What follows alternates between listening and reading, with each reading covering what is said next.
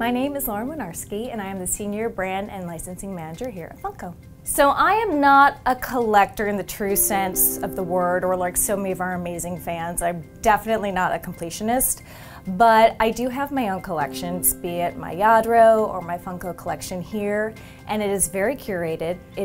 Each item is handpicked for a special reason. So it may be Dirty Dancing in Grease, that were my favorite movies growing up. It could be Quick Draw McGraw, because I have a special memory with my Grams, or all the fun times I think of watching Powerpuff Girls with my brother growing up. The best part of working at Funko for me is being surrounded by like-minded, pop culture obsessed people. So even though we all have different fandoms that we love and obsess about and are completely passionate about, you recognize that in other people because it's something you have, and it's actually not something you find in all jobs that you're at. The most exciting elements for me in licensing is when I'm given a task to find a property that's maybe 30 years old, no one's talking about it, but it's perfect for Funko, and I have to figure out who's got these rights. I have to put my detective hat on, I have to do my internet sleuthing, I have to reach out to my contacts so I can get a deal done. We've done a lot at Funko, but there are still some brands that are missing from our catalog. So from a professional perspective, I think the big win would be Nintendo, and I think our fans would love it.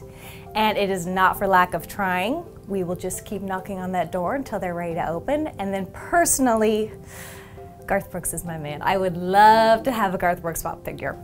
In licensing, the hardest part that people may not realize, I think we can take for granted that Funko's doing great, everyone knows who we are, but sometimes you have to educate and set expectations for the licensors. If they're used to working with the bigger partners who have a set way of doing things, longer timelines, everything is the same in terms of their process, Funko doesn't work that way. We are a disruptor, we are fast fashion, we work in our own timelines and our own ways to get things done, and you just have to teach them that we're not a Mattel, we're not a Hasbro, and this is why.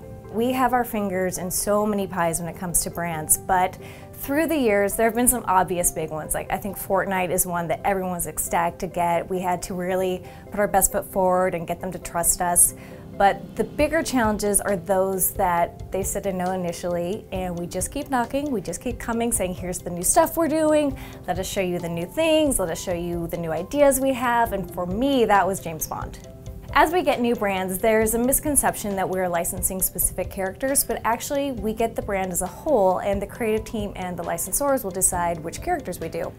9 times out of 10, if there's an obvious miss, chances are there were no rights. So the licensor may say, this person has died, this actor, there were issues, we're no longer merchandising their character, or when the talent was negotiating their deals, they may have said, I'm a guest star, I don't want you taking advantage of this, you're not making my character in any way, shape, or form. So it's out of our hands. As we get popular IPs, you know what the big hits are gonna be, the Frozens, the Avengers, but I think as we get into those niche properties, things like Bob Ross and Golden Girls, they make sense from a Funko perspective, and we knew they'd be hits because Bob Ross is amazing. I watched him when I was in 3rd grade, I still love him, but I don't think we expected the fan response like we got on those two, and they have been such incredible little victories for our catalog. So my daughter will be 2 next week, and now that I'm a mom, I have a completely new look at motherhood, obviously, and so I have to say all the moms around the world, and I know that sounds cheesy, but once you're in their shoes, they truly are the superheroes. If I had a day off and I could hang with a female superhero, I would pick Brie Larson's Captain Marvel, specifically because it's set in the 90s and she could go kick ass and take names, and I could just play with the radio and listen to all my favorite 90s jams all day long.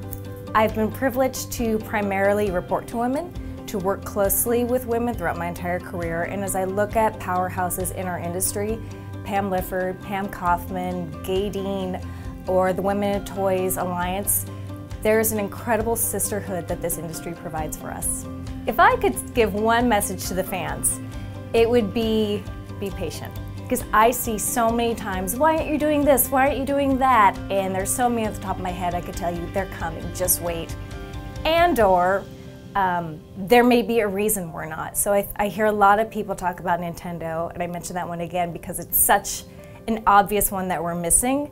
and we hear you, we want it too. I think Pokemon was another one that a lot of people wanted, and it's so fun on my side to sit back, know they're excited, and just know that it's coming, and I'm always so eager to see the response once we're finally able to announce these big, exciting new brands.